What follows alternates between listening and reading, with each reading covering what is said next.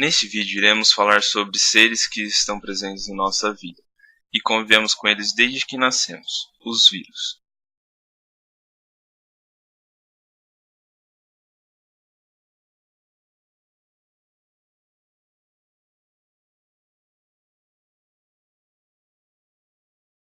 Os vírus são agentes infecciosos microscópicos com tamanho entre 20 e 300 nanômetros, constituídos por ácido nucleico e proteínas. Eles não possuem células, sendo chamados de acelulares, e por este motivo não estão inclusos em nenhum dos 5 reinos. Então, entra a questão: os vírus são seres vivos? Por não apresentar organização celular como os demais seres vivos e não se multiplicar ou apresentar qualquer atividade metabólica fora das células hospedeiras, alguns cientistas não os consideram seres vivos. Porém, para outros biólogos, os vírus são a forma de vida mais simples, pois são sistemas biológicos, uma vez que possuem ácidos nucleicos e utilizam o mesmo sistema de codificação genética que todas as formas de vida são conhecidas. Todos os vírus são parasitas intracelulares obrigatórios. Quando ocorre a infecção viral, o vírus utiliza a célula para se multiplicar, originando tumores e, em geral, matando-as. Apesar da maioria dos vírus serem nociva, alguns podem ser usados em benefício da humanidade.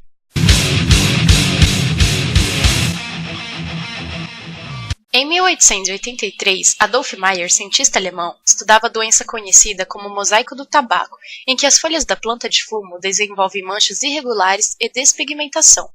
Meyer descobriu que era possível transmitir o mosaico pulverizando uma planta sadia com o macerado de folhas de uma planta doente, e concluiu que havia um agente infeccioso causador da enfermidade, supondo que houvesse um micro-organismo envolvido. Como nessa época o microscópio eletrônico ainda não havia sido inventado, as tentativas de visualizar o agente infeccioso foram infrutíferas. 10 anos depois, o biólogo russo Dmitry Ivanovsky interessou-se pelos estudos de Meyer e imaginou uma estratégia para determinar o tamanho do possível agente infeccioso, mesmo sem visualizá-lo. Utilizando um filtro de porcelana com poros finíssimos, cujas dimensões podiam ser determinadas com precisão por métodos físico-químicos, Ivanovsky realizou uma experiência em que o macerado de folhas seria passado por tais filtros, antes de ser pulverizado sobre plantas sadias. Se o agente causador fosse maior que os poros do filtro, ficaria retido, e o filtrado não seria infeccioso. Caso contrário, passaria através dos poros do filtro e o filtrado seria capaz de produzir a doença. A experiência mostrou que o agente causador do mosaico do tabaco era capaz de atravessar os mais finos filtros da porcelana. Ivanovsky chegou a pensar que a doença era causada pela toxina de um micro-organismo, sem necessitar da sua presença direta. Em 1897, Martinus Weigerink demonstrou que o agente infeccioso contido no filtro era capaz de se multiplicar, sendo transmitido de planta para planta indefinidamente. Os vírus só foram visualizados em 1935, com a utilização do microscópio eletrônico.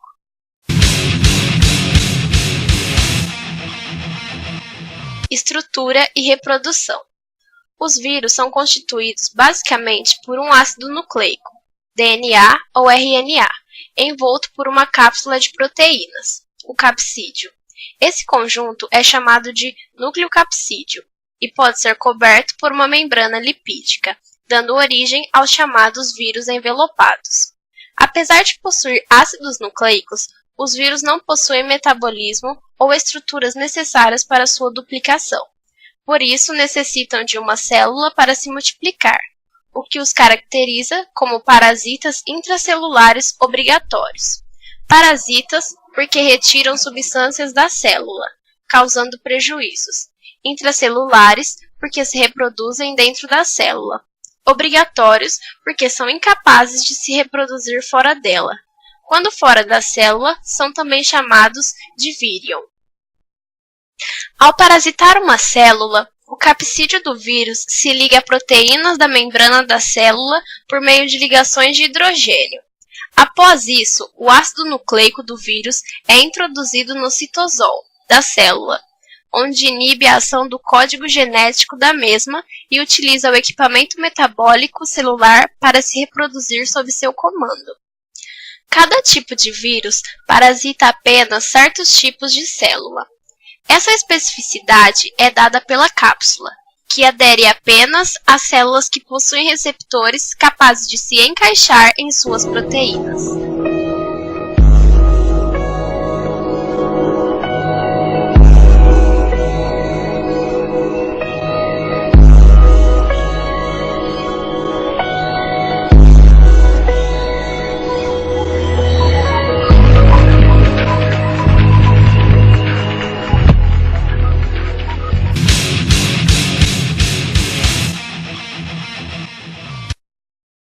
Catapora, herpes zoster ou cobreiro, sendo causada pelo mesmo ator, o vírus varicela zoster, que possui DNA de cadeia dupla e envelopado. A catapora é o quadro clínico decorrente da primeira infecção, e a herpes zoster ou cobreiro, o quadro decorrente de infecções posteriores, pois o vírus, após contraído pelas vias respiratórias, mantém geralmente em stand-by seu DNA nos glândulos nervosos espinais. O sintoma é a formação de pústulas, espécie de bolha na pele, que regridem após 3 ou 4 dias e demoram cerca de 2 semanas para se manifestar após o contágio. Não existe tratamento, logo se deve evitar o contato com pessoas contaminadas. Rubéola é causada pelo rubivírus, possui RNA de cadeia simples e é envelopado. Os sintomas são febre leve e pequenas manchas vermelhas na pele. Geralmente pode passar despercebidos. Quando a infecção ocorre durante a gravidez, existe 35% de chance de ocorrer um quadro clínico chamado síndrome da rubéola, que causa sérios danos ao feto, como surdez, catarata, má formação cardíaca, retardado mental e, em casos extremos, a morte. O vírus é adquirido por meio de gotículas de saliva contaminada presentes no ar, pelas vias respiratórias. Não existe tratamento, mas existe a vacina, que é aplicada na infância junto às vacinas contra sarampo e cachumba. Sarampo é causada pelo mobilivírus, que possui RNA de cadeia simples e é envelopado. É marcada inicialmente pelos sintomas de um resfriado comum, dor de garganta, tosse e dor de cabeça, surgindo depois erupções ou bolhas, na pele, no rosto, tronco e extremidades. É fatal em 0,03 dos casos computados e deixa lesões cerebrais em 0,1%, atingindo principalmente de modo mais agravante crianças e idosos. O vírus é contraído pelas vias respiratórias por meio da saliva de pessoas contaminadas. Não existe tratamento, mas existe vacina, que é aplicada durante a infância, junto com as vacinas contra cachumba e rubéola. Varíola é causada pelo ortopovírus variolae, que possui DNA de cadeia dupla e é envelopado. O vírus, antes de entrar na corrente sanguínea e infectar a pele, infecta órgãos internos. Na pele se formam pústulas ou bolhas que provocam lesões desfigurantes irreversíveis. É contraída pelas vias respiratórias por meio de gotículas salivares contaminadas. Não existe tratamento, mas sim a vacina, responsável por erradicar a doença no mundo.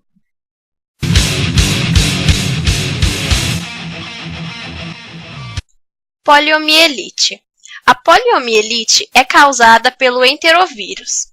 Este vírus não é envelopado com RNA de cadeia simples. Ele se multiplica inicialmente em células da garganta e do intestino delgado. Em geral, esta infecção regride e causa apenas sintomas leves, como dores de cabeça, de garganta, febre e náuseas.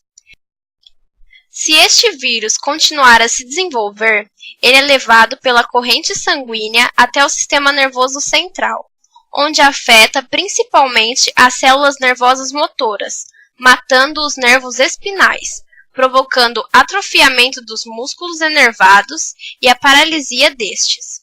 A poliomielite pode levar à morte se os músculos do sistema respiratório forem atingidos. A doença é contraída pela ingestão de alimentos e águas contaminadas com fezes dos portadores. Pode também ser transmitida pela saliva. Não há tratamento, portanto, é necessário se prevenir com a vacina, já que esta é bastante eficiente. Raiva. A raiva é causada pelo lissavírus, um vírus envelopado com RNA de cadeia simples. Este multiplica-se inicialmente em células musculares e do tecido conjuntivo. Posteriormente, deslocam-se para o sistema nervoso central, onde causa encefalite. A doença se torna bastante perigosa quando o vírus alcança áreas como o rosto ou as mãos, pois não há como combatê-lo após sua entrada no sistema nervoso. O vírus causa mudanças de humor, alternando-se entre períodos de agitação e de calma. São frequentes os espasmos dos músculos da boca e da faringe, simplesmente por ingerir ou pensar em água. Por esse motivo, a doença também é conhecida como hidrofobia. A raiva é fatal em questão de poucos dias. O vírus presente na saliva do animal contaminado é transmitido por mordida ou pelo contato com feridas expostas. A doença pode ser evitada com injeção de anticorpos antivirais. A pessoa que entra em contato com a saliva do animal contaminado deve lavar o local do contato com água limpa e sabão e procurar imediatamente um serviço médico. Dengue. Comum no Brasil, a dengue é causada pelo flavivírus, um vírus envelopado com RNA de cadeia simples com 3 variedades diferentes do vírus. Existem 2 formas de manifestação da doença, a mais branda, com febre, dor muscular e nas articulações e manchas vermelhas na pele, e a forma mais grave, hemorrágica, onde ocorrem sangramentos internos e outros sintomas decorrentes das hemorragias. Adquire-se o vírus da dengue através dos vetores Aedes aegypti e Aedes albopictus. Portanto, para controlar ou até erradicar a doença, deve-se tomar providências para eliminar os mosquitos transmissores, acabando principalmente com locais onde haja água parada, para impedir os mosquitos de depositar ovos. Mononucleose. Causada pelo linfocriptovírus, também conhecido como vírus Epstein-Barr, a mononucleose é muito comum no mundo todo e em todas as idades. Na infância, o vírus não provoca sintomas significativos, se confundindo com outras doenças comuns. Na adolescência, ocorre a mononucleose de fato, com febre, dor de garganta e inchaço nos linfonodos. O vírus é transmitido através do contato íntimo com a saliva da pessoa contaminada, sendo praticamente impossível erradicá-lo.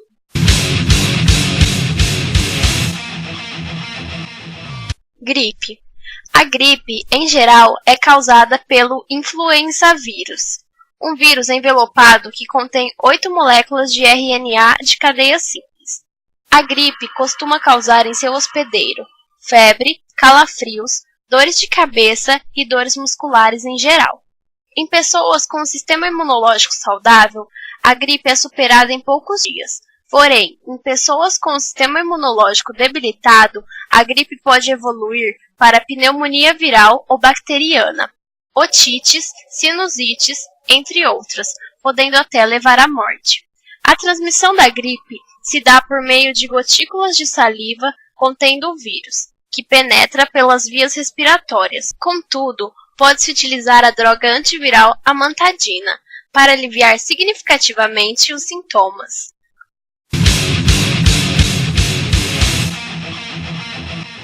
Cachumba. É causado pelo vírus paramyxovírus, com RNA simples e envelopado, que afeta as células das glândulas salivares, causando inchaço em um ou ambos os lados do pescoço. O inchaço causa dificuldade para engolir e febre. De 20 a 30% dos homens infectados após a puberdade pode apresentar inflamação nos testículos e poderá ficar estéril. A transmissão ocorre por meio de gotículas de saliva e o combate é feito por vacinas aplicadas na infância. Hepatite A e E são causadas pelo vírus hepatites A e hepatites Z, 2 vírus não envelopados com RNA simples. Esses vírus se multiplicam inicialmente nas células do epitélio do intestino e se espalham pelos rins, braços e fígado, causando inflamações que caracterizam a doença. Os sintomas passam despercebidos. Apenas nos casos mais severos causa febre, dor de cabeça e indisposição. O vírus é adquirido por ingestão de alimentos com fezes que contêm o vírus. Não há tratamento, pois as vacinas ainda estão sendo produzidas e, portanto, a maneira mais simples de combater o vírus é a prevenção.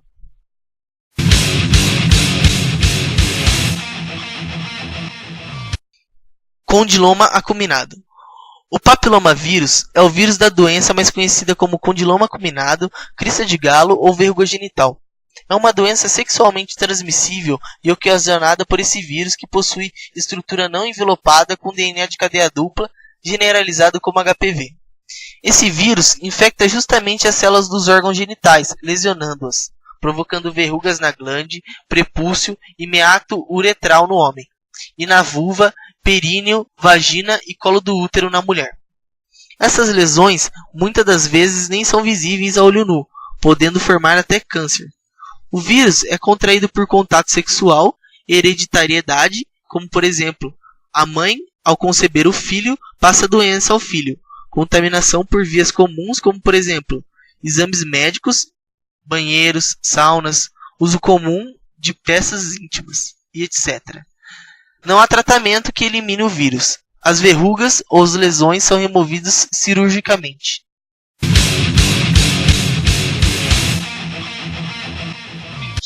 O combate mais efetivo às doenças humanas causadas por vírus é a prevenção, que pode ser feita por medidas de saneamento básico, de preservação do meio ambiente, de saúde pública, de cuidados pessoais e também pela vacinação.